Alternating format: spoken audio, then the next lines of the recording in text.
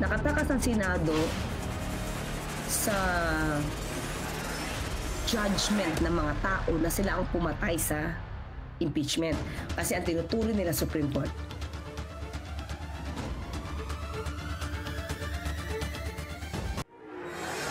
Archive na ang impeachment case ni VP Sara. Yan ang boto ng Senado na agad namang tinuligsa ng Kamara at Palasyo. Hugas kamay raw ang mga senador sa pagbasura sa reklamo. Pero ang ilang kongresista, desididong panagutin si VP Sara. Magandang gabi, ako po, si Willard Cheng. Mapapanood tayo sa Beam TV 31, Signal Channel 24, Converge 74, Sky Cable Channel 33, TCL Smart TV at Samsung TV Plus. At ako naman si Pinky Webb, simulcast din tayo sa DWAR Abante at 94.7 Mellow BFM. Simulan na natin ang agenda. Nagmamadali yarn, Kamara umalma sa desisyon ng Senado na i-archive o isantabi agad ang impeachment case laban kay VP Sara. Malacanang pumalag din sa batikos ni SP Cheese laban sa mga pro-impeachment. Okay, basang-basa mo naman si SP Cheese. Since day one din, basang-basa na ba? SIS inaming nag-invest sa DigiPlus. Ilang senador, suportado ang investigasyon. Huli sa akto, Mayor ng San Simon, Pampanga, arestado dahil sa umano'y pangingikil. Steel manufacturer, hinihingan daw ng 80 million pesos. Paglago ng ekonomiya, bahagyang bumilis sa ikalawang quarter ng taon. Pero mas mabagal kumpara noong 2024. Ports to casino magnate Enrique Razon, pinakamayaman pa rin sa bansa ayon sa Forbes magazine. Combined wealth ng C-siblings bumaba. At viral K9 unit na tila nangangayayat, binigyan ng sako-sakong food donation. What happened nga ba kasi sa kanyang kondisyon?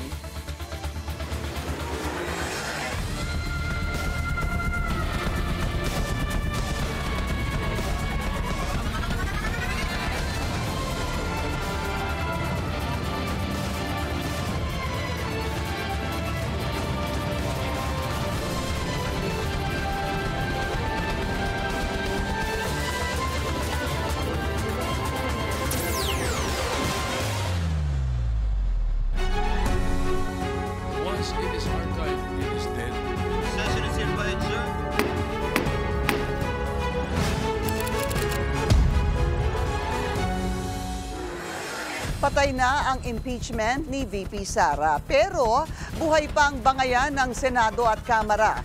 Para sa mga bumotong i-archive ang articles of impeachment, politika lang naman daw ang nasa likod ng reklamo. Pero sa ilang kongresista, tinakbuhan lang ng mga senador ang kanilang mandato. Narito ang agenda report ni Hannah T. Live mula sa Senado. Hannah. Pinky, bonjing kung tawagin ni Senator Amy Marcos ang isang kongresistang nakinabang umano sa impeachment.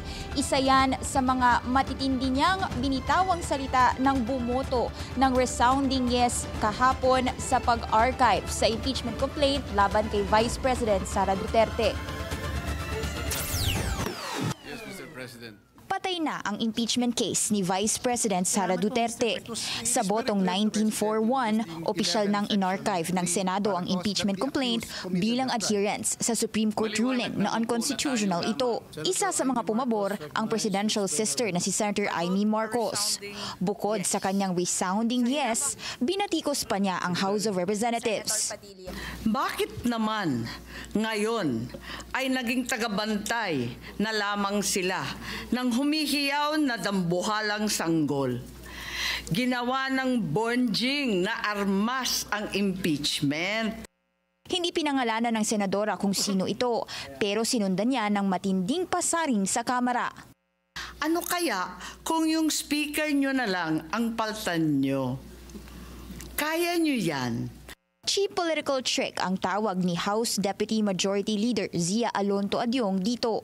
Anya, kesa atakihin ang Kamara, mag-focus na lang daw ang senadora sa trabaho nitong maglitis ng impeached officials at huwag takbuhan ito.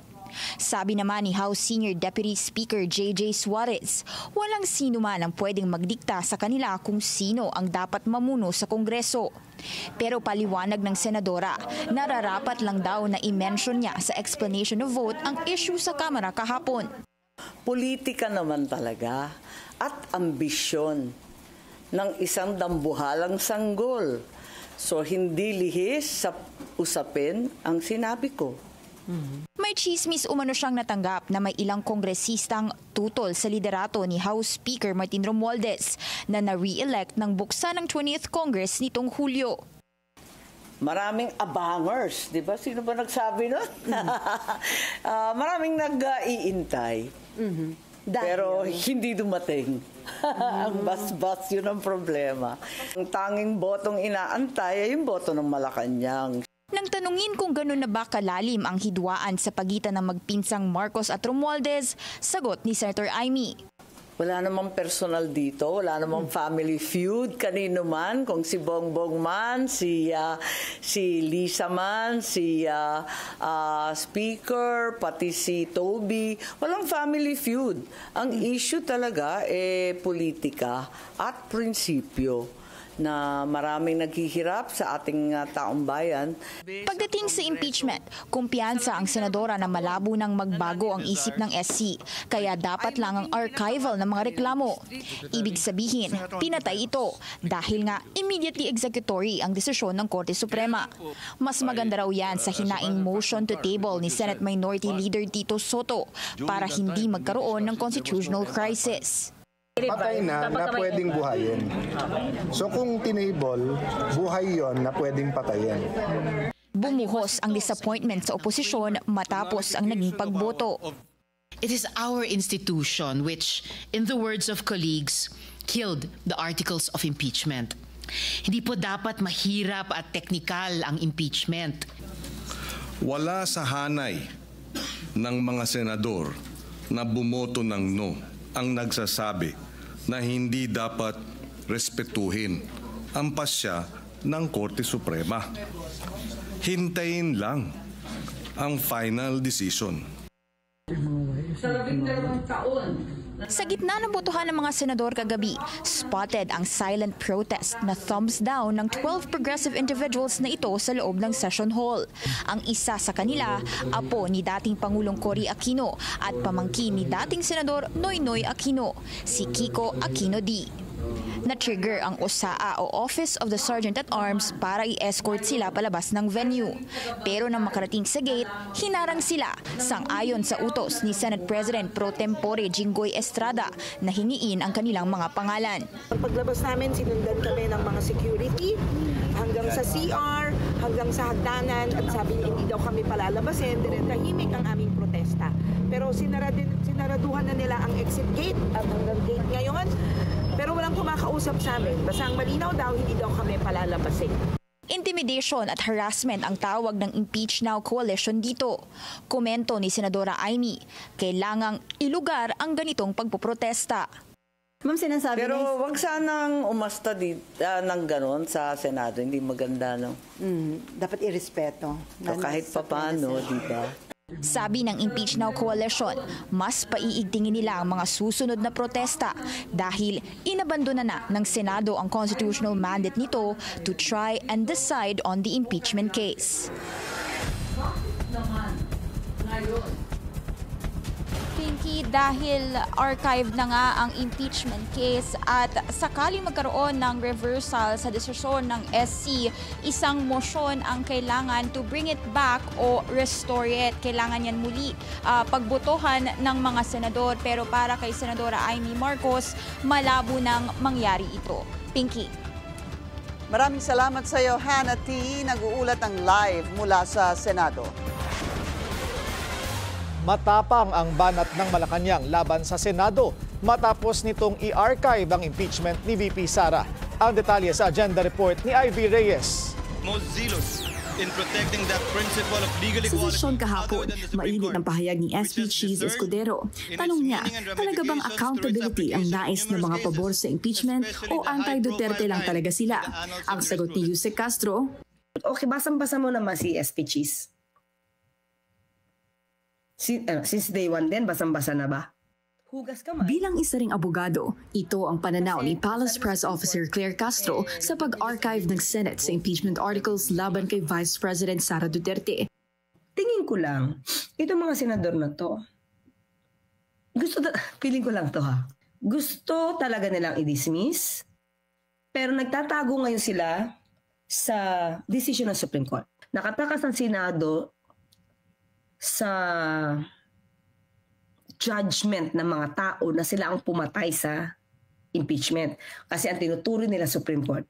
Sa kanyang vlog, sinabi ni Castro na tila nagtatago sa likod ng Korte Suprema ang senator judges. Dahil kung tutuusin, hindi lang pag-archive ang recourse bunsod ng immediate and executory ruling ng SC.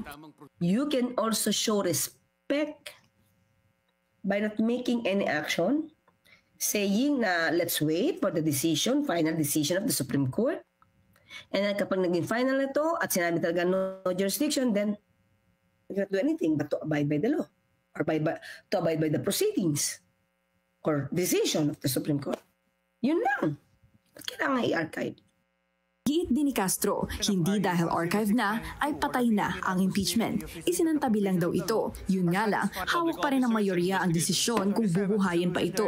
At dahil may mga senator judge gaya ng presidential sister na si Amy Marcos at Bato de la Rosa na obvious naman daw nakakampi ng bise, hindi masasabi kung ano ang tsansang muling gumulong ang bola. At ang buong impeachment case na ito, problema at gastos pa na matagal na raw sanang natapos kung nagsalita lang si VP Sara. Hayaan natin sila dyan. Si Senado, cargo nila yan. Let's just pray na dapat managot, ay managot. Diba? Ironic daw na bukod sa iisang tao ang pinagkakaguluhan ng buong bansa, walang alam ang mga opisina nito kung ano ang nangyari at saan napunta ang 125 million pesos worth of confidential funds. Banat pa ni Castro, ibang klaseng leader talaga si VP Sara dahil kahit mag-report tungkol sa trabaho, hindi raw nito magawa. Hindi na nga raw nakakatulong ang bise, biyahe pa na biyahe. Para sa agenda, Ivy Reyes, Billionaire Youth Channel. Umalma rin ang ilang kongresista sa desisyong i-archive o isantabi ang impeachment case laban sa bise. Giit nila minadali at premature ang naging aksyon ng Senado. Ang detalye sa agenda report ni Joan Manalo. In the matter of the impeachment trial of Vice President Sara Zimmerman Duterte, to the archives, the same is hereby approved. Bakit ba nagmamadali ang Senado na isara ang VP Sara impeachment? Yan ang tanong ni House Deputy Minority Leader at ML Party List Representative Laila De Lima. Kaugnay ng desisyon ng Senado na i-archive ang articles of impeachment matapos itong ibasura ng Korte Suprema. Okay, very much concerned talaga, disconcerting, at hindi na naman nga po ako nakatulog. Ang hindi po namin maintindihan kung bakit pinilit nilang may archive instead of just, pending na muna yung alternative action na pinopose ni former Senate President and Minority Leader of the Senate, Senator Tito Soto, ay yun ang maganda dapat. I-table na muna pending the resolution of the MRs filed with the Supreme Court. Paliwanag din ni De Lima, hindi porket immediately executory ang SC ruling ay pinal na ito. Kasi nga, meron pang motion for reconsideration. Pina-comment pa nga ng Korte Suprema yung petitioners, sila Vice President Sara Duterte and si Attorney Torreon. Kung talagang final na yan, hindi na sana pinansin yung mga MR. At ang isa pa raw sa mga ginawang questionable ng Senado, bakit they tackled that matter not as an impeachment court, but as Senate in plenary? Pero sang-ayon si De Lima sa naging pahayag ni retired Senior Associate Justice Antonio Carpio na at least in-archive lang ang impeachment. Ibig sabihin, hindi basta pwedeng i-dismiss o i-deny ng SC ang naihaing motion for reconsideration on the ground of being moot and academic. Ang Makabayan Bloc naman may sariling motion for reconsideration. Kinukundi na rin nito ang dali-dali at premature na desisyon ng Senado. Kung taxpayer ka, you should be concerned about this impeachment complaint. And yung lantaran na pagtatago ng mga iba't ibang mga political actors kung asaan yung pera na ito. Hindi natin i-let go yung fact na may 612.5 million pesos in confidential funds na nawawala. Hindi tinatanggap ng mamamayang Pilipino na ibinigay kay Mary Grace Piatos at mga kasamahan niya ang pondong ito at yun na lang yun. In effect, pinagtatakpan ng mga senador ang vice-presidente sa issue ng confidential fund sa ginawa nilang boto. Isa sa mga naging grounds ng impeachment ng bise ay ang paglustay niya umano sa confidential funds ng kanyang mga opisina. Naninindigan ng maraming kongresista na hindi politically motivated ang impeachment ni VP Sara tulad ng sinasabi ng iilang mga senador. Sa halip, ito raw ay isang lehitimong paraan to hold public officials accountable, lalo na kung mapapatunayang may paglabag naman talaga sa batas. Para sa Agenda, Joan Manalo, Billionario News Channel. Kasunod ng pagpatay sa kanyang impeachment case, nagpa-Thanksgiving party si VP Sara sa kanyang legal team. Spotted mismo ang bise sa post ni Davao City Councilor Luna Acosta. Sa caption, ibinida ni Acosta ang kanilang anyay ngiting tagumpay. Una nang sinabi ni OVP spokesperson Ruth Castelo na hindi niya alam kung nasaan ang bise. At makakausap po natin ngayon House Prosecutor o sana magiging House Prosecutor and ML Party List Representative Laila De Lima. Congresswoman De Lima, magandang gabi po sa inyo. Magandang gabi, Pinky. Magandang gabi sa mga nanonood. How are you feeling, Congresswoman, one day after the vote doon po sa Senado? Well, of course, I still feel bad. And it was again a sleepless night for me, trying to figure out bakit ganon ang naging actions ng Senado na tama yung mga nagiging observation na minadali. Why do they have to do that? Nung una, pinapadismiss na naman, and then it was modified or amended to just archiving. But the result is still the same. Yung para bang binabaliwala talaga nila yung impeachment complaint or yung articles of impeachment, even if they know very well that there are still pending motions for reconsideration. The MR filed by the OSG on behalf of the House of Representatives, the motions for reconsideration and intervention filed by a group led by Akbayan Representative Percy Sendanya at the Tindig Pilipinas, and the third one was the one filed by Sambayan, headed or spearheaded by former Senior Associate Justice Tony Carpio and former Justice and Ombudsman Conchita Carpio Morales, among others. So why the rush?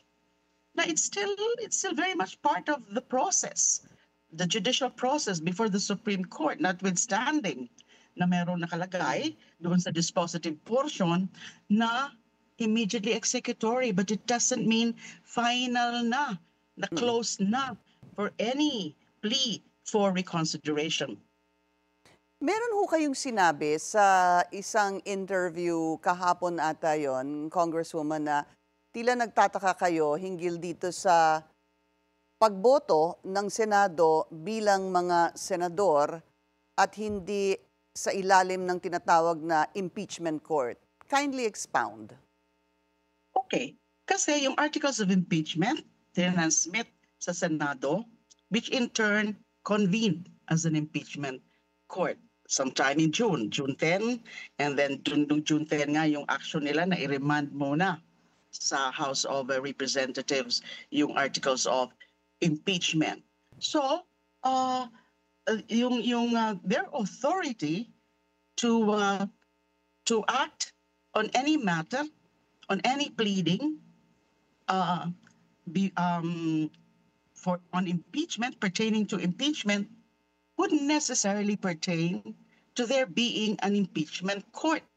Now, as a Senate, as a plenary, Senate, which is basically legislative function, why do they have to tackle that as a non-impeachment court when it is about impeachment matter? It's about whether or not to dismiss, whether or not to lay on the table, whether or not to archive the impeachment case.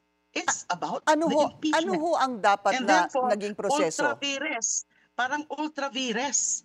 Wala sa kapangyarihan ng Senado exercising its regular legislative functions as a plenary and not as an impeachment court to tackle any matter pertaining to impeachment. So to me, that's ultra vires, beyond their authority. Ano ho ang sa palagay ninyong tamang naging proseso? Kahit na po siguro sabihin natin, ito din ang magiging ending, na yung 7 na nanalo out of the 12 ay manumpa and then magkaroon ulit ng impeachment court bago magkaroon ng botohan. Would that have been the right process? I'm sorry, Pinky. Choppy? You're coming in choppy? I did not quite understand. Opo. Pakiulit po. Pakiulit po. Ano ho kaya sa palagay ninyo ang tamang proseso dun sa inyong binanggit kanina na this was tackled by the Senate and not the impeachment court? Should they have?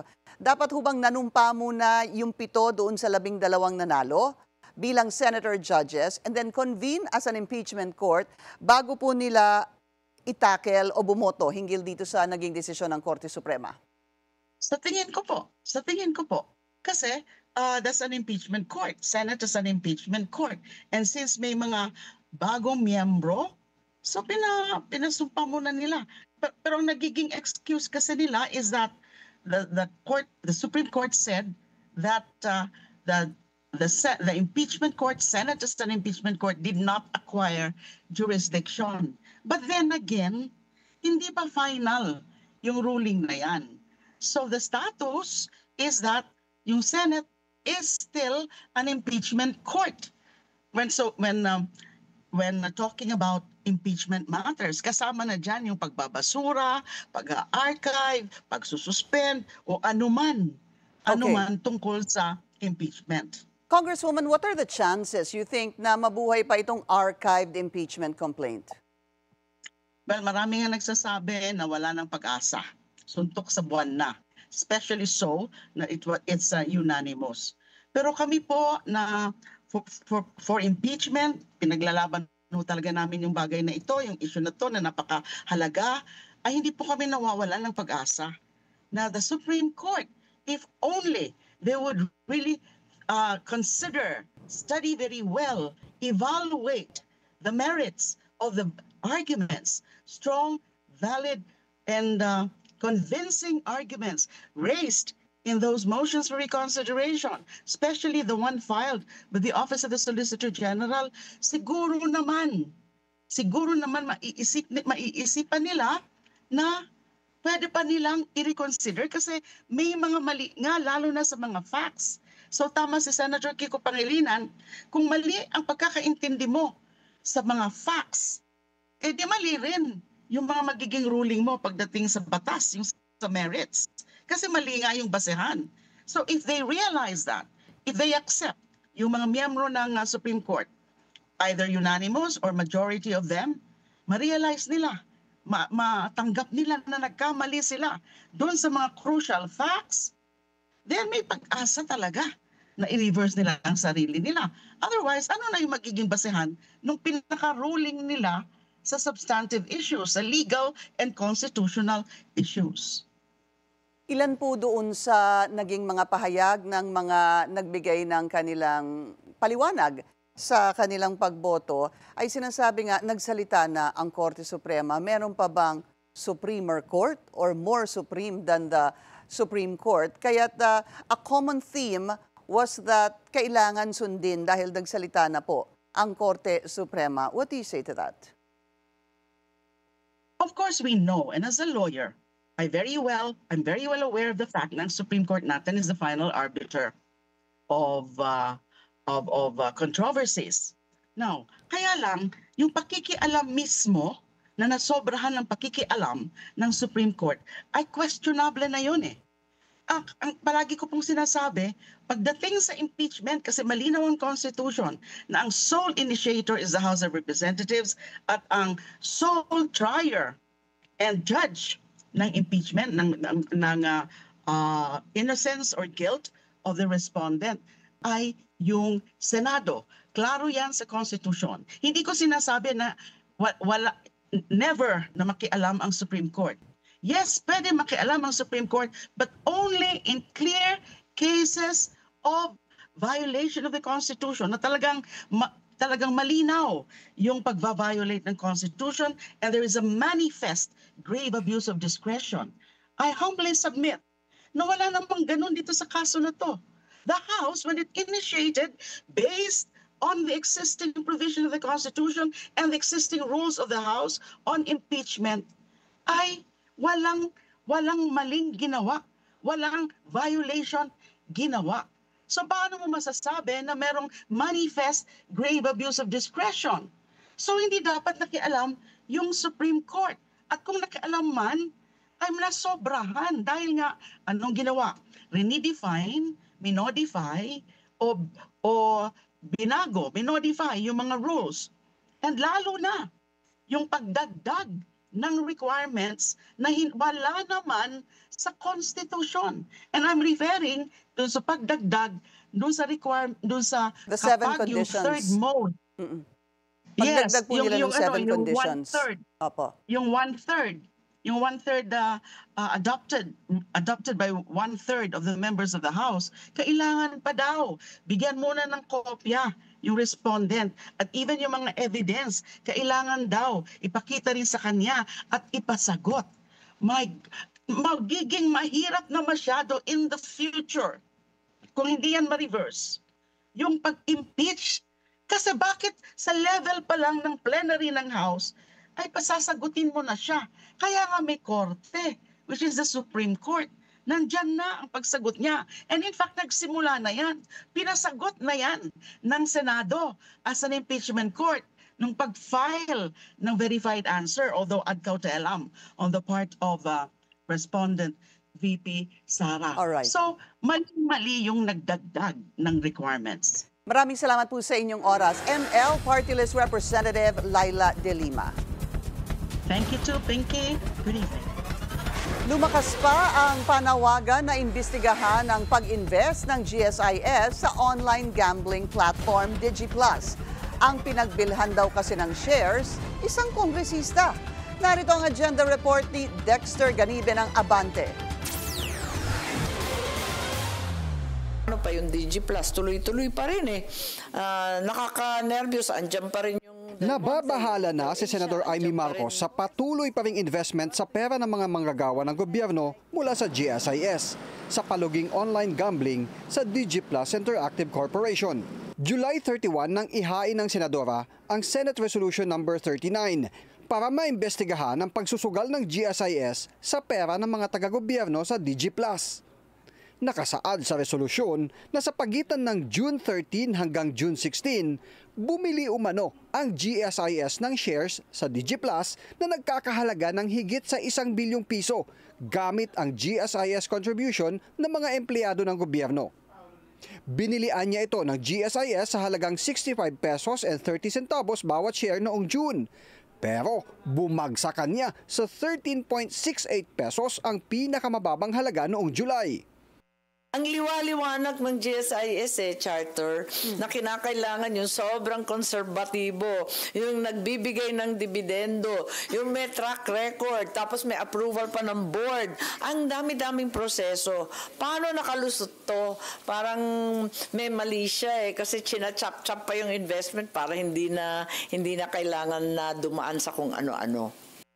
Suportado ni Senador Win Gatchalian ang investigasyon, lalo't perang pinaghirapan ng mga taga-gobyerno kabilang ang kontribusyon ng mga guro, pulis, sundalo at mga healthcare worker ang isinugal ng GSIS. Gusto ring malinawan ni Senador Amy ang mga natanggap niyang ulat na taong gobyerno rin ang pinagbilhan ng GSIS ng shares sa DG Plus. Balitang ganon, alam naman natin yon at maraming chismis, tignan natin. Tinanong mo, sabi si Congressman Albi daw at binabalita ng asawa.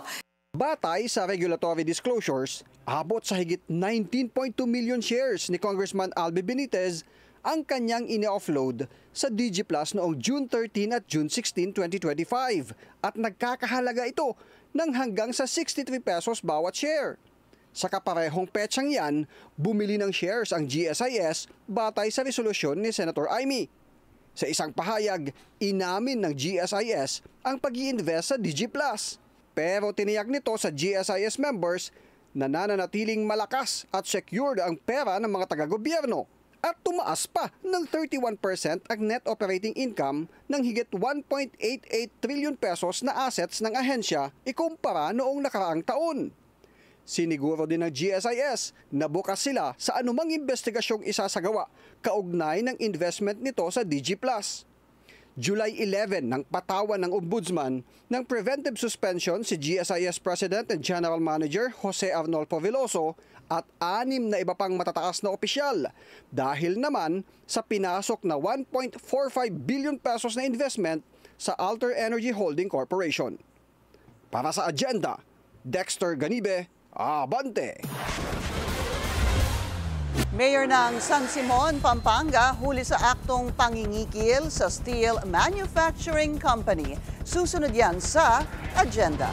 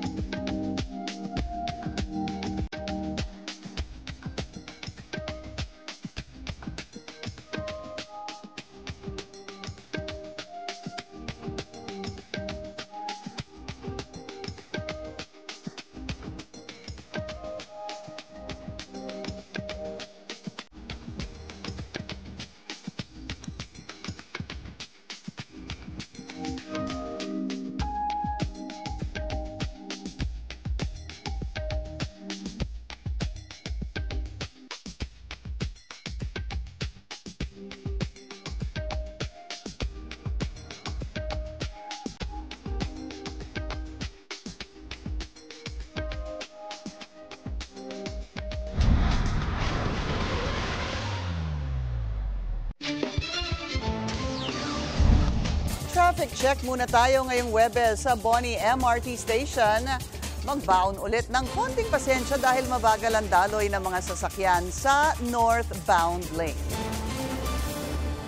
Arestado ang mayor ng San Simon, Pampanga matapos mahuli sa aktong pangingikil. 80 million pesos umano ang hinihingi ng mayor mula sa isang steel manufacturer na nais magtayo ng negosyo sa kanyang bayan. Ang detalye sa Agenda Report ni Andrea Salve.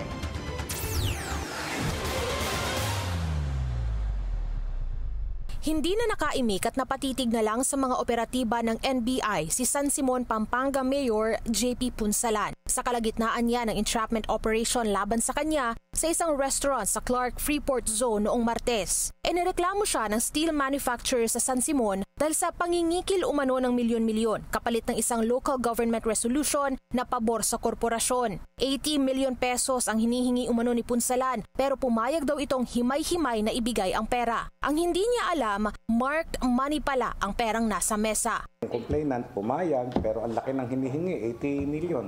Pumayag ngayon na 30 million muna paunang bayad. Pag lumabas na yung resolution, ay tsaka ibabayaran yung kakulangan. Naaresto rin ang mga kasabwat ng alkalde, kabilang ang kinilalang doktor na si Ed Ryan Dimla alias Dr. Yang na siya umanong nag-facilitate sa negosasyon at 5 miyembro raw ng security detail ni Punsalan. All the securities were natutukan agad namin at we are checking if their firearms are licensed. Magpapatunay lamang na we do not tolerate corruption, irregularities. Iniharap na sila ng NBI sa Department of Justice para sa inquest proceedings. Inireklamo sila ng robbery extortion. Mahaharap din sa reklamong paglabag sa anti-graft and corruption practices ang alkalde. Para sa agenda, Andrea Salve, Billionaire News Channel.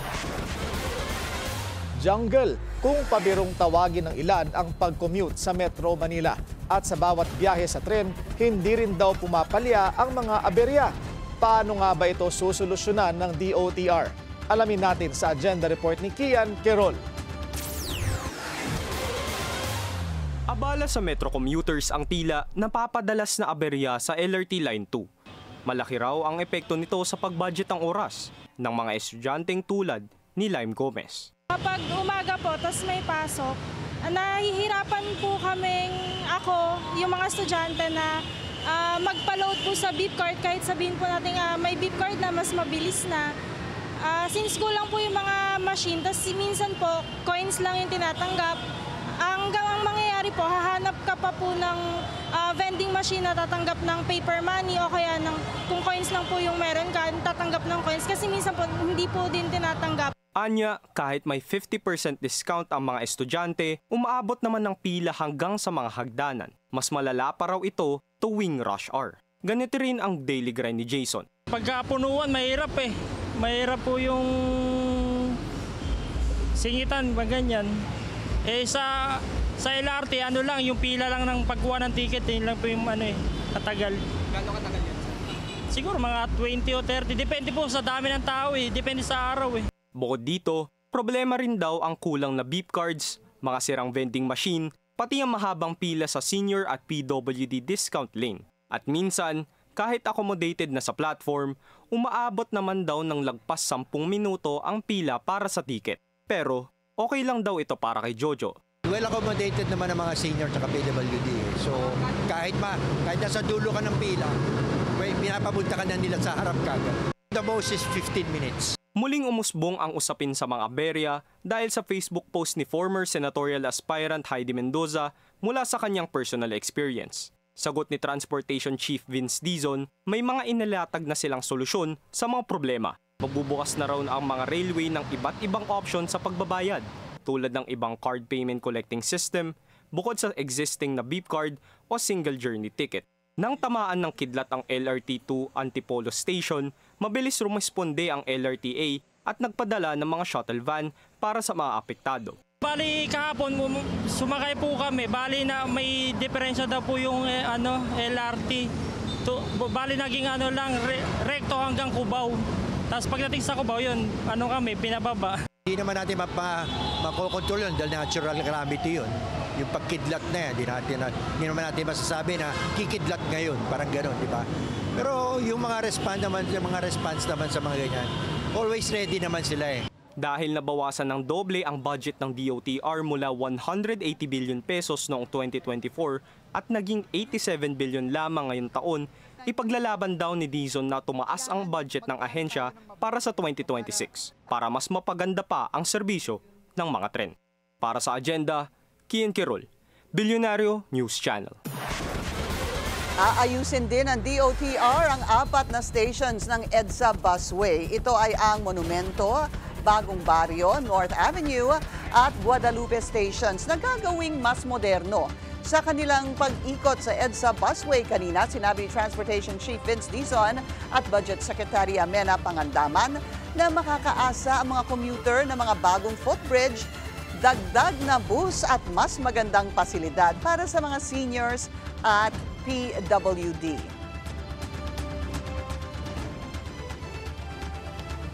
Alam niyo naman, very limited yung budget ng DOTR this year. Nakat to ng malaki sa 2025. No? So, talagang pinagsama-sama na natin yung available na pondo sa tulong ni SECMINA para masimulan na natin to this year at hindi na tayo maghihintay ng next year. Gusto natin ma-implement na siya sa buong stretch. Kung magkulang man ang budget na yan, syempre papakita po natin sa Pangulo na sana magawa natin ang paraan. Aayusin din daw ang elliptical road, partikular ang mga lane para sa mga PUV at mga nagbibisikleta. Naharap sa kasong tax evasion ang ilang malalaking kumpanya at individual. Bilyong piso na raw ang nawala sa gobyerno dahil sa mga pekeng resibo.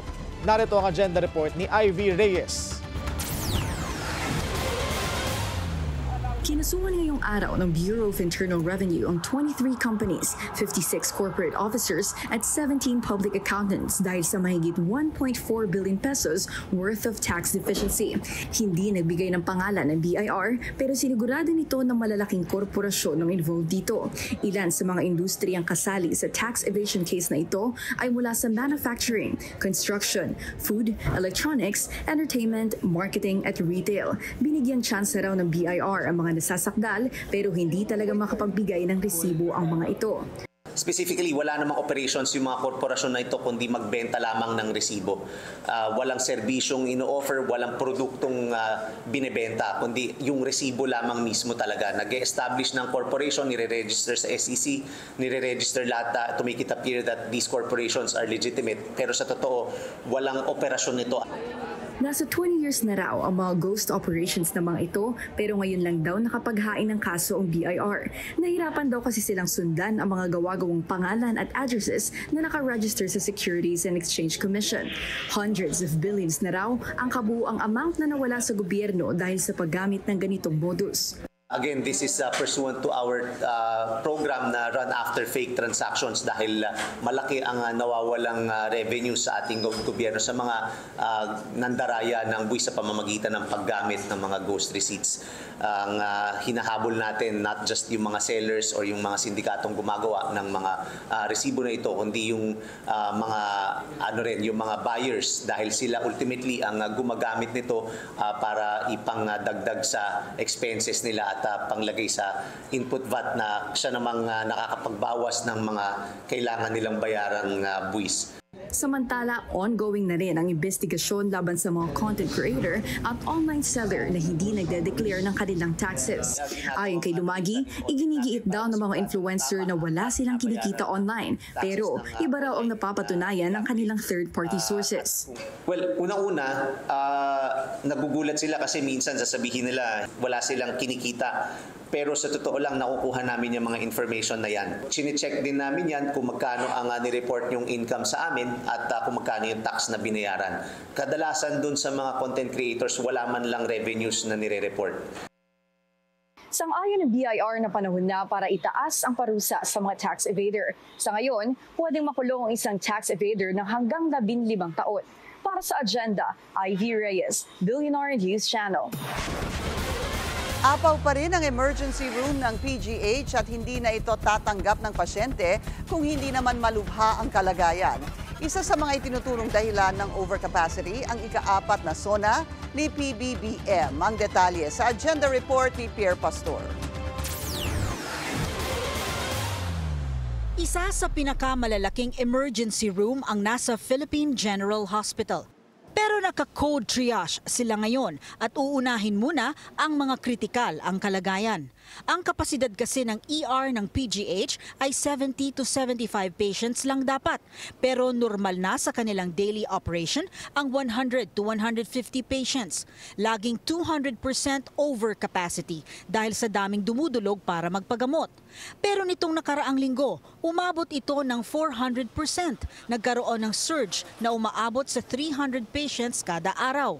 Karamihan sa mga kaso ay pneumonia, leptospirosis, kidney problems, sakit sa puso at trauma.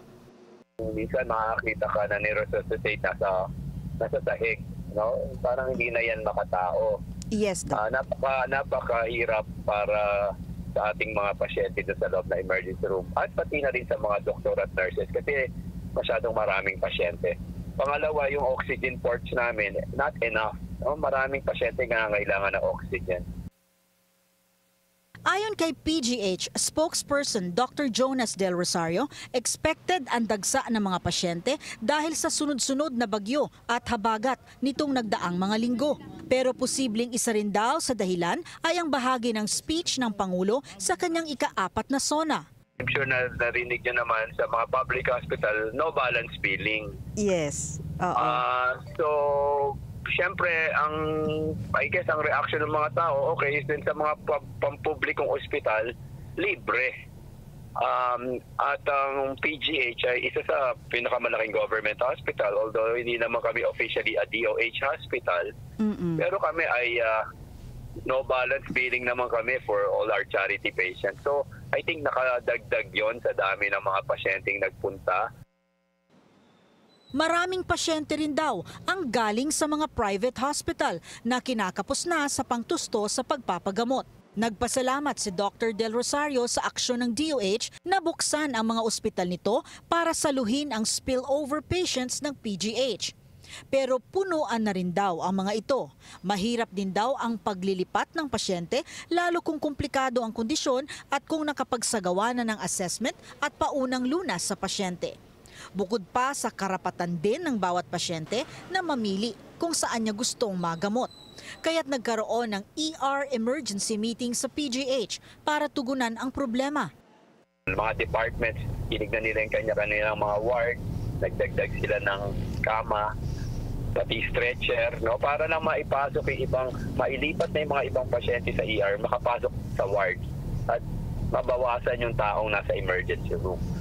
Magkakaroon naman ng bagong emergency room ang PGH pero in 2 to 3 years pa sa pagbubukas ng kanilang pediatric and adult specialty building. Sa ngayon, code triage ang pinatutupad. Hindi muna tatanggap ng mga pasyente unless critically ill. Para sa Agenda, Pierre Pastor, Billionaire News Channel.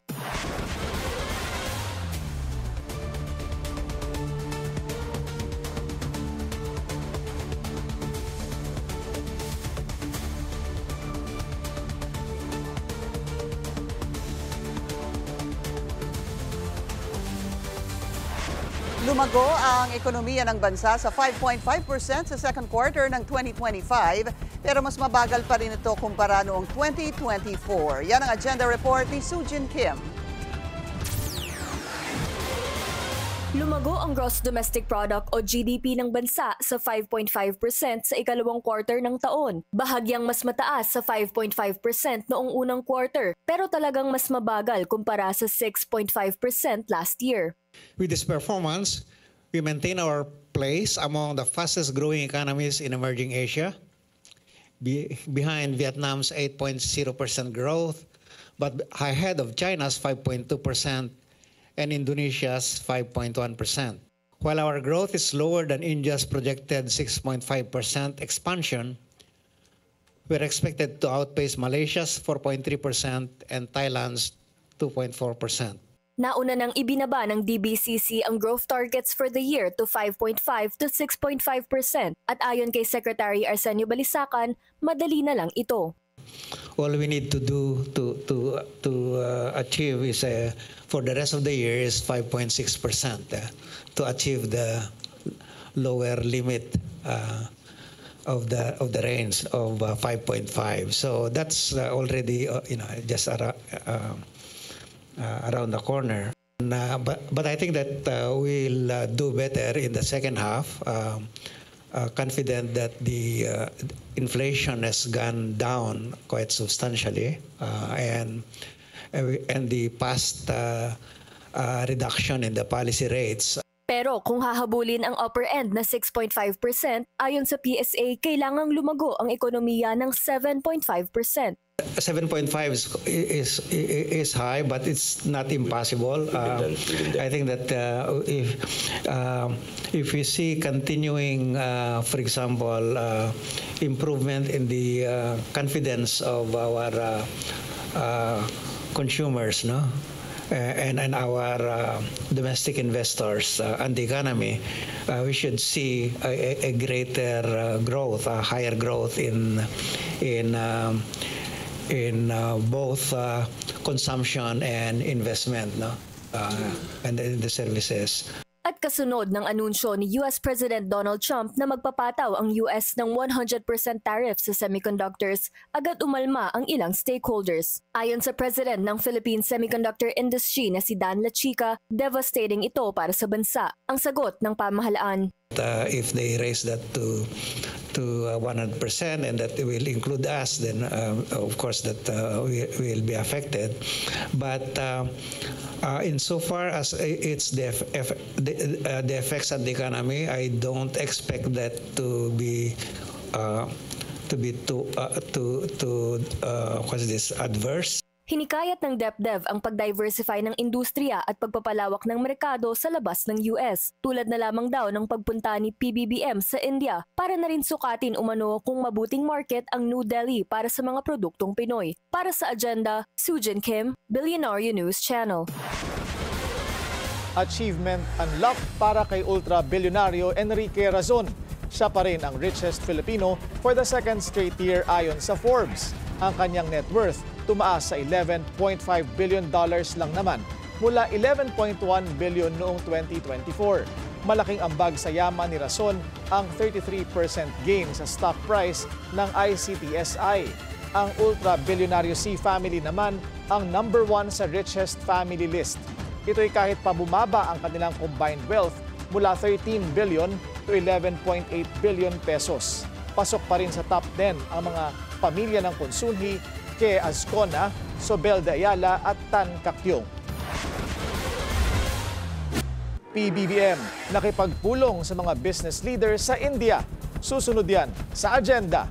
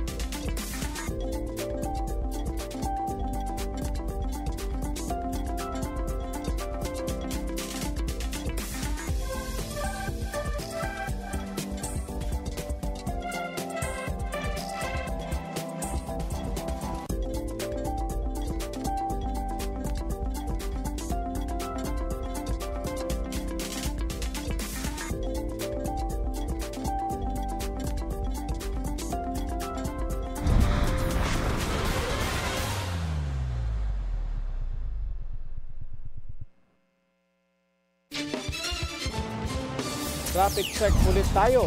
Sa C5 Kalayaan naman, gapang ang mga sasakyan sa northbound lane. Moderate to heavy naman ang southbound lane.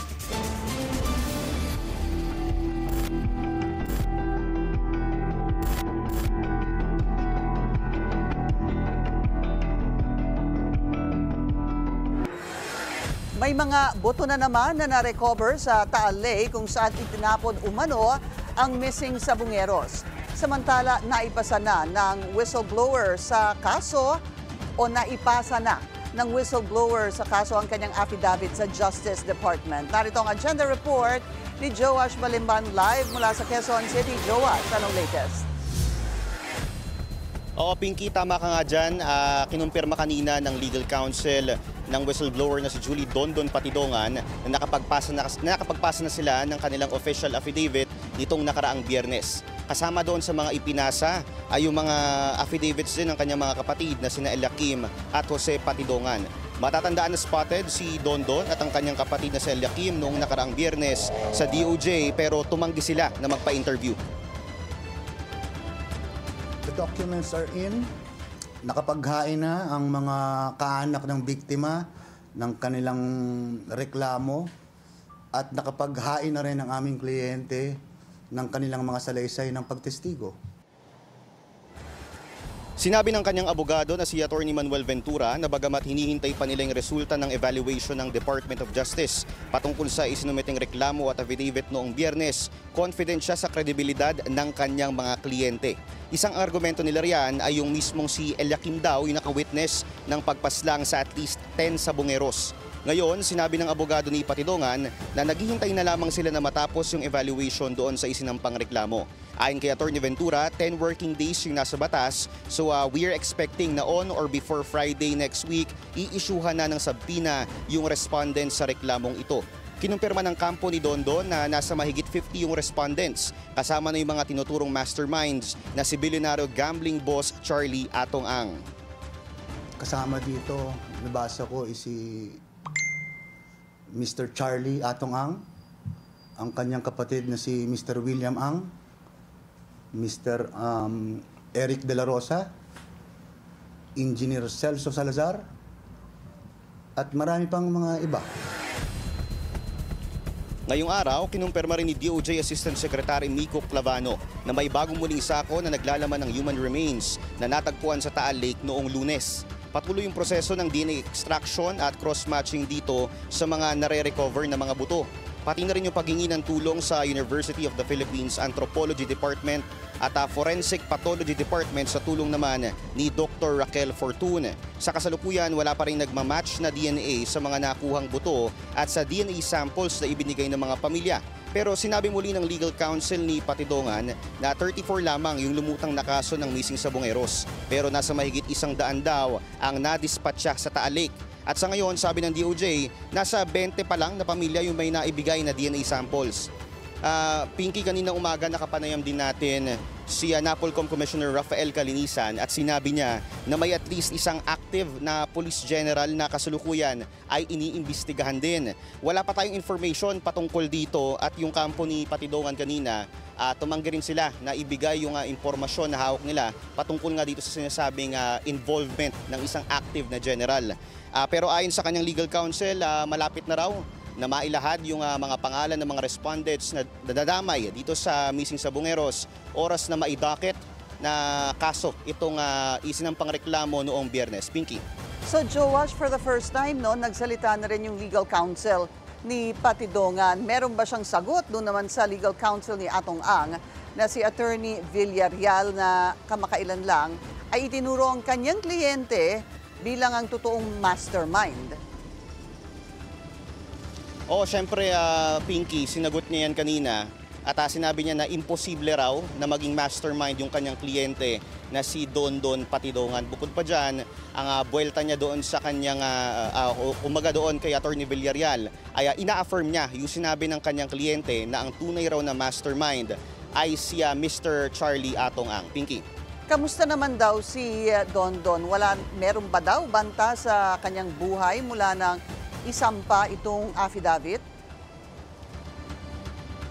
Pinky, yan nga yung binanggit kanina sa amin ni Dondon at kahapon daw, kagabi, meron daw umaaligid-aligid sa kanyang lugar na pinagsistayan na isang sasakyan. Pinatrace niya raw yung plate number nitong umaaligid na sasakyan na ito at tila hindi raw nag-match yung plate number doon sa sasakyan na umaaligid. So ang hinala nila, meron na raw talagang nagtatry na gumapang o at least mangialam dito sa investigation o posible na at least nagbabanta sa kanyang buhay. Pinky. Maraming salamat sa iyo, Joash Malimba, nag-uulat ng live mula sa Quezon City.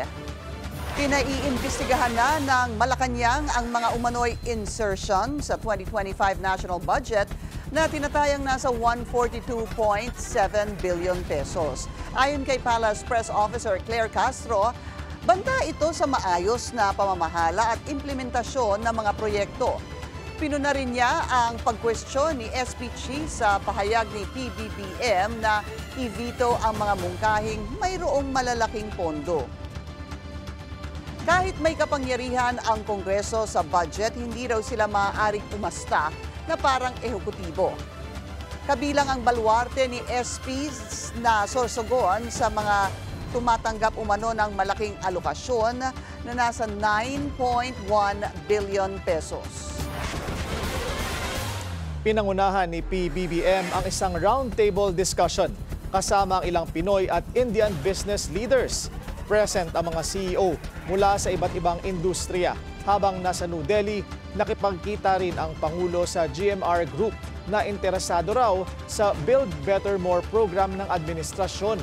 GMR Group ang isa sa mga kumpanya na nasa likod ng Mactan Cebu International Airport kasama ang Mega Wide Construction Corporation. Nasa Bengaluru, India na si PBBM para sa second leg ng kanyang 5-day state visit sa India. Bukod sa trade and investment, kinumpirma ni PBBM na napag-usapan din ang sigalot sa West Philippine Sea sa kanyang bilateral meetings with Indian leaders. Bilang pinakaunang bansa na bumili ng BrahMos missile ng India, nilinaw ng Pangulo na nasa gitna ng modernization ang depensa ng Pilipinas. Hindi raw ibig sabihin na dahil pala kaibigan ng bansa, ibigay na ito sa China. You can defend your territory. You can do all of that. You can modernize your military, and at the same time, you can continue to be a friend to all and an enemy of none. We say it again: the Philippines will not cede 1 square inch of our territory. We will not give up the exercise of our sovereign rights, ever. Pasintabi po sa sensitibong balita. Kritikal ang pundisyon ng dalawang estudyante matapos pagbabarilin sa loob ng kanilang classroom sa Santa Rosa Central School sa Nueva Ecija.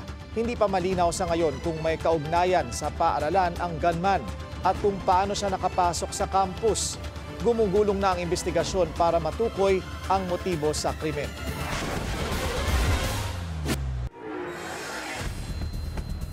Viral na K9 unit, bakit nga ba nangangayaya? Susunod yan sa agenda.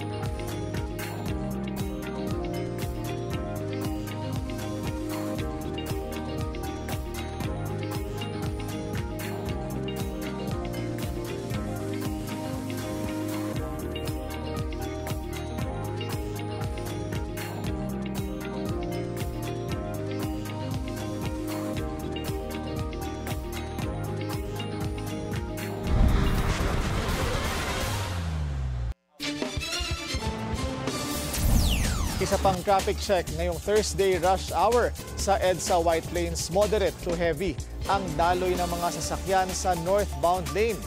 Moderate naman ang southbound lane. At kakapasok lang po na balita, nagsalita na si VP Sara sa pagkaka-archive ng articles of impeachment laban sa kanya. Sa ambush interview sa Davao City, sinabi ng bise na nararapat lang na irespeto ang naging boto ng Senado dahil na rin sa desisyon ng Korte Suprema na ibasura ang kaso. Dagdag niya, ninais man daw niya na magkaroon ng bloodbath ay susundin ang pasya ng Senado. I wanted all the pieces of evidence from the prosecution and all the pieces of evidence from the defense presented for everyone. But unfortunately, wala na siya sa pagkakaroon. Bukod sa pagiging man's best friend, ilang aso ang katuwang din sa serbisyo publiko. Pero ang K9 na si Kobe hindi nag-viral dahil sa pagtahol, kundi dahil sa kanyang kondisyon. Narito ang agenda report ni Joash Malimban. Yan si Kobe, ang nag-viral na Belgian Malinois K9 unit nitong mga nakalipas na araw. Payat at kitang-kita ang pagbakat ng kanyang ribs nang magtungo siya kasama ang Explosive Ordnance Detection o EOD-K9 sa NAPOLCOM kaninang umaga. Ang kanilang sadya, pagkaklaro ng mga usapin sa viral photo at ang pagtanggap ng sako-sakong dog food donations mula kay NAPOLCOM Commissioner Rafael Calinisan at isang anonymous dog lover na nirepresenta ni veteran columnist Ramon Tulfo. Isa sa mga nakabasa who's a dog lover, nag-donate ng mga dog food na pwedeng the whole unit ng PNP mabigyan dahil lang kay Kobe. Ayon sa EOD-K9, malusog at maayos ang pag-aalaga sa lahat ng K9 units sa kanilang kennel facilities at sadyang out of context lamang daw ang viral photo. Dahil lang rason daw kung bakit payat ang aso, katatapos lang ng kanyang training. Expected po namin, dahil under po siya ng transition, expected ko po na magkakaroon ng pagbabago sa pangangatawan niya. Pero ang taong bayan po ay nakakasiguro na si Kobe po ay on top of the game na kayang-kaya po niyang protektahan ang ating taong bayan sa banta ng explosive. Sa ngayon, mas kailangan daw tugunan ng kakulangan ng K9 units dahil daw kasi rito, overworked ang ilang aso. At most, we have only 398 nationwide that we need to cater all ports, airports, pati yung mga terminal. So bugbog talaga sa trabaho yung aso namin. So minsan nag-double shift na yung aso. Kaya pati handler puyat na rin po sa kakulangan ng aso namin. Dagdag pa raw dyan ang mga magre-retire na K9 units sa loob na lamang ng ilang taon. May apela naman sa publiko ang handler ni Kobe na si Patrolman Victor Buko. Hinay-hinay lang daw sa body shaming comments kung saan kinukumpara ang kanyang katawan sa katawan ng kanyang aso. Actually sir, naging ganito po yung build ng katawan ko, hindi lang po sa katamaran or relax na sinasabi nila. Kundi may diferensya rin po sa aking katawan na meron akong fracture sa half body and my left hand po. Certified PWD po ako. Si Commissioner Calinisan may apela rin sa private sector. Baka may nakikinig na mga pet lovers din o mahilig sa aso, baka they could adopt a dog ng ating EOD-K9. Adopt meaning not physically, but make sure that they are fed. May public sector, private sector partnership. If anyone who's kind enough to also assist our EOD-K9 and our dogs, most welcome po kayo makipag-ugnayan sa inyong National Police Commission. Sa isang Facebook post ng NGO na Animal Kingdom Foundation, inilahad nila rito na dumalaw sa kanilang tanggapan si Kobe. Naipaliwanag na rin daw sa kanila na maayos ang resulta ng kanyang lab tests at 3 beses siyang pinapakain araw-araw. Napagkasunduan din daw ng AKF at ng PNP na isailalim si Kobe sa isang 2 to 3 month rehabilitation program bago muling sumalang sa deployment. Magandang ehemplo rin daw si Kobe para sumalamin sa mas lumalakas na panawagan ng mga dog lover to have a heart and let dogs live. Bilang pagkondena yan sa pagpatay sa nasa 3 milyong stray dogs sa Morocco na bahagi raw sa paghahanda sa 2030 FIFA World Cup. Para sa agenda, Joash Malimban, Billionaire News Channel.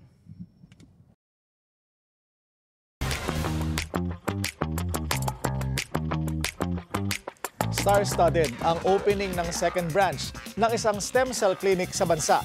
Kabilang dito ang ilang malalaking pangalan sa business, politika at entertainment. Alamin kung sino-sino sila sa agenda report ni G. Baroga. Star-studded ang opening ng second branch ng Villa Medica Philippines sa Udena Tower, BGC, a building owned by Davao-based businessman Dennis Uy. Kabilang dyan sina Bilyonaryo Manny Pangilinan, House Speaker Martin Romualdez at Taguig Mayor Lani Cayetano na sinamahan ang presidente ng stem cell clinic na si Cristal Jacinto sa ribbon cutting ceremony. Di rin nawala at full support ang billionaire at Malaysian partner niyang si Sudhir Jaya. Catered by Conti's Bake Shop ang event na binili nila mula kay Uy, kasama ang fast food chain na Wendy's. 3 taon na mula nang dalhin ni Jacinto sa bansa ang Villa Medica na nagsimula sa Germany noong 1963 at 70% daw ng mga kliyente doon ay Pinoy. Health is important nowadays kaya kailangan na ring mag-invest dito at ayon kay Jacinto, people are more open for science and innovation these days. From anti-aging, rejuvenation, right up to chronic illnesses, we can actually tap that and all about regenerative and integrative medicine. In demand is our stem cell treatment. And our stem cell is very specific. We can target all the chronic illnesses that you have. Isang uri ng regenerative therapy ang treatment kung saan ginagamit ang stem cells mula sa organs ng sheep o lamb para i-repair o i-rejuvenate ang human cells, tissues o organs. Very impressive facilities. And I do hope I can visit one of these days to have a taste of medical practices. Nasa Newport World Resorts ni bilyonaryo Kevin Tan ang unang klinik ng Villa Medica at kahit kakabukas pa lamang ng pangalawa, plano nang mag-expand ni Jacinto sa labas ng Metro Manila.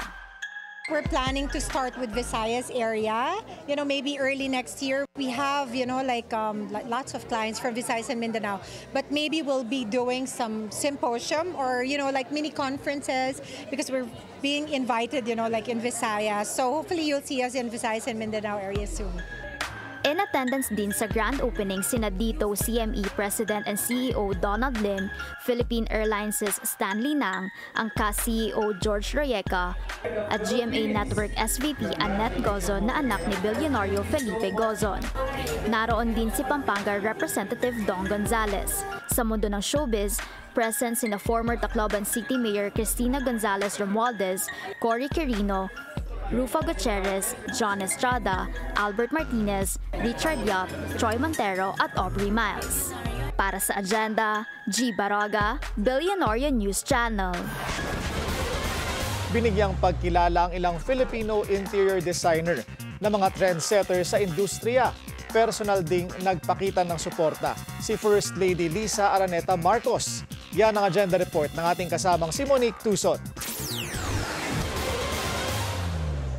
United for one goal ang best of the best creatives and talented Filipino interior designers for Philippine Institute of Interior Designer Gala in Shangri-La in BGC. Together with Asia Pacific Space Designers Association, the evening marked a significant milestone for the interior designer community across the Asia Pacific region. The event was also attended by high-profile personalities, kabilang na si First Lady Liza Araneta Marcos. Para kay Architect Conrad Anglao and newly appointed Professional Regulation Commission Chairperson, mahalaga para sa kanilang mga interior designers community na pagkilala na ibinigay ng PIID. It really brings all the talents together locally and our Southeast Asian neighbors. There's a collaboration, there's an exchange of ideas. I wish they can do more of this kind of platform. So for the fact that the First Lady even showed up, shows you the importance of such an event. Hindi rin nawala sa celebration ang well-known interior designers na sina Ivy and Cynthia Almario, who was also part of the Interior Designers Guild. It's exhilarating and humbling. Yes, because being with the best just makes you, like I said, validates everything that you know about best practice. Yeah. First of all, I'm very proud of Ivy because she really has transformed PIID. It was really very transformative. That's why it was easier for the next board members to actually continue what she started. For PIID President Paulo Castro, stand out globally ang mga creation ng mga Pinoy dahil sa malalim na hugot ng designers from Filipino heritage and culture. A Filipino design is a design that's specifically designed for Filipino traits, Filipino values, and Filipino cultures. Part rin ng event ang pagbigay ng karangalan sa mga outstanding Filipino interior designers who set trends in the interior design community. Para sa Agenda, Monique Tuzon, Billionaire News Channel. wore it better? Unexpected twinning ni Sharon Cuneta at Casey Concepcion. Usap-usapan online. Susunod yan sa agenda.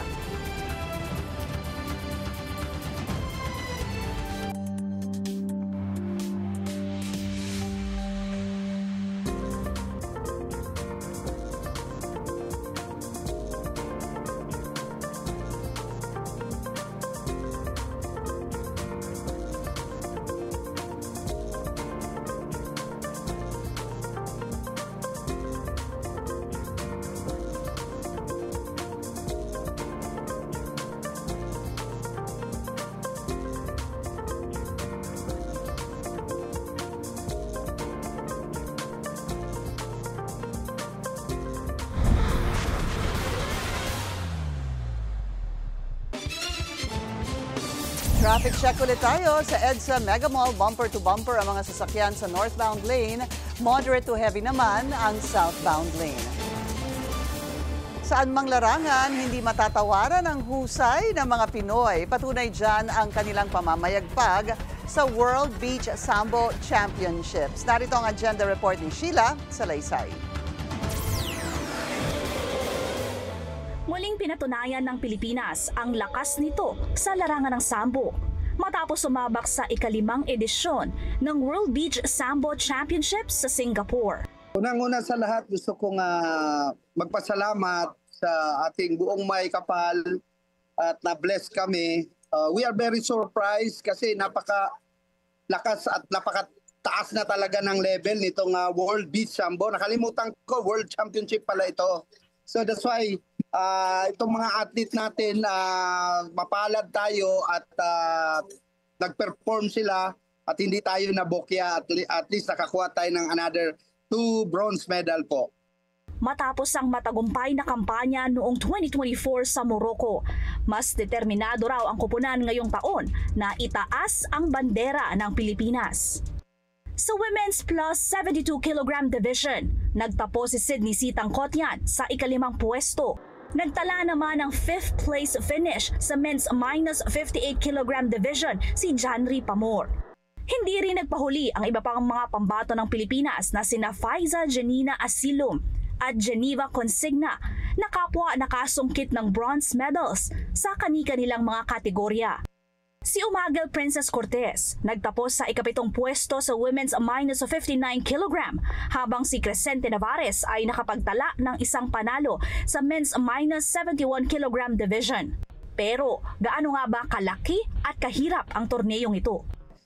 Pataas ng pataas yung level talaga ng competition kasi kasali na dito yung Brazil, napakalakas nila, and dito rin yung Georgia, and siyempre, ang lakas din ng yung PS1, yung Russia.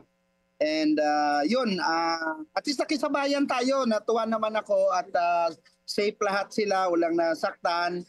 Hindi rin nagpahuli ang mga batang atleta ng bansa sa katatapos lang na SWAO Cadet and Youth Beach Sambo Championships. Nasungkit ni Marcos Perez ang gold medal sa minus 79 kg category. Nakuha naman ni Malcolm Rivera ang silver medal sa minus 53 kg category. Dahil sa mga tagumpay na ito, nagtapos ang Pilipinas sa ika-8 pwesto sa overall medal rankings mula sa kabuuang 20 kalahok na bansa. Sa experience na ito, mas naging determinado ang Pilipinas Sambo.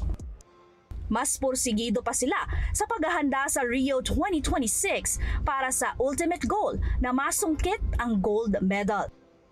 Para sa agenda, Sheila Salaysay, Billionaire News Channel.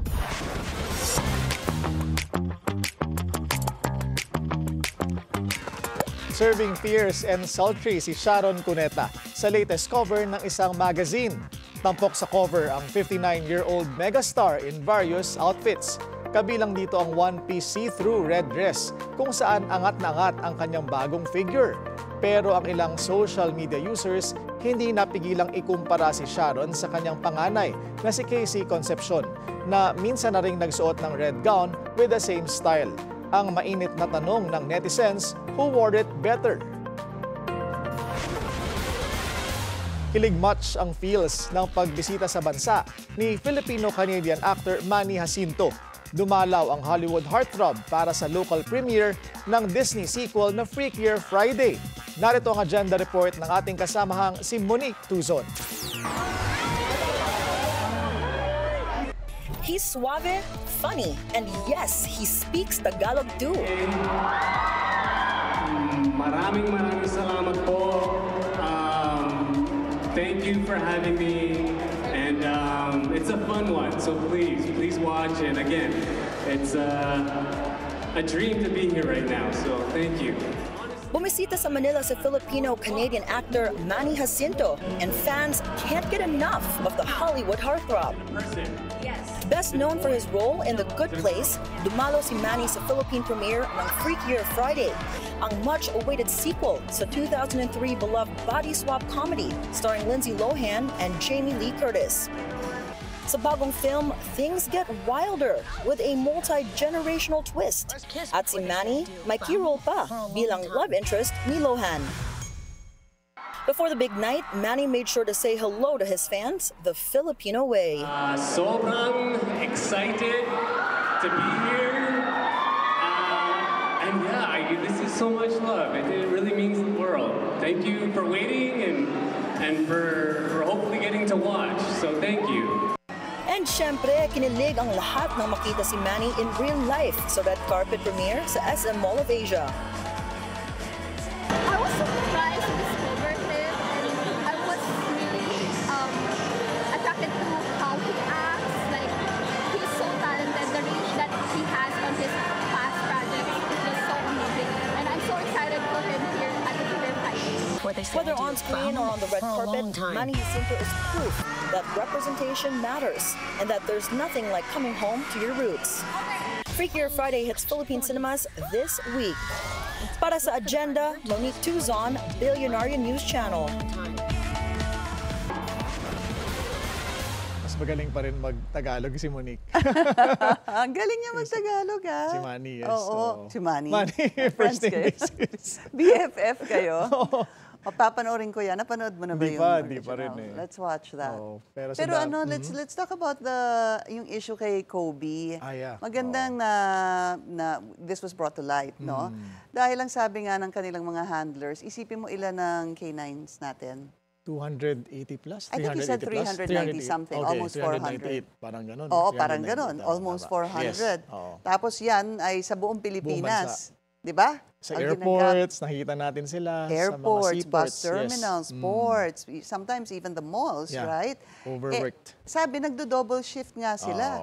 So, kawawa din naman talaga yung ating mga heroes, kung tawagin, itong mga K9. So, it's good that this is brought to light, pero sana magpatuloy yung ating pag-alaga, pag-aruga, sa ating mga K9s, especially the ones that have retired. Yes. Kung may mga taong gobyerno, mga asong gobyerno, wag din nating kalimutan. Dahil mukhang kasing sipag o mas masipag pa sila. Oo, at di sila umaangal. Yes, diba? Pero i-shout out na rin natin lahat ng mga grupo na nag-aalaga sa mga rescues dahil ito ginagawa nila sa sarili nila, yung PAWS, yung Animal Kingdom Foundation. Nandyan. May isa pa sa Mindanao, si HAC, si HAC, si Happy Animals Club. Yan, thank you sa inyo. Si Corina. Si Corina, nakalimutan natin. Yan, nagre-rescue. Thank you, Corina. May bago na naman siyang rescue, pinakita namin. Pinakita niya po sa amin. So maraming salamat po sa inyong lahat. Huwag po natin silang kakalimutan. Yan. At yan ang ating agenda ngayong gabi. Ako si Willard Check. At ako naman si Pinky Webb. Sa bawat issue may anggulo at ang balita may agenda.